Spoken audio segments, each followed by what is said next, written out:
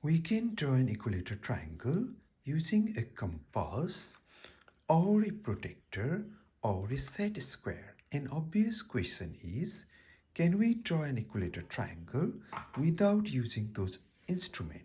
The obvious answer is yes, we can draw just by using a rectangular sheet of paper. We fold the rectangular sheet of paper to obtain a crease that divide the rectangle into two rectangles.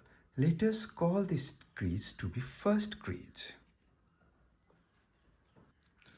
Let us call this vertex to be first vertex and this one to be second vertex. Now we slide the first vertex and fold the rectangle.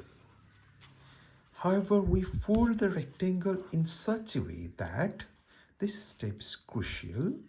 We fold the rectangle in such a way that the crease that we obtain by folding just passes through the second vertex. In other words, the second crease that we obtain by folding passes through the second vertex.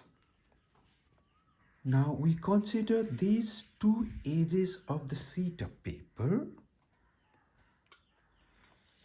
and fold the sheet of paper in such a way that those two edges coincide. We see that we almost get an equilateral triangle. We just fold the excess. Once again, we just fold the excess sheet of paper.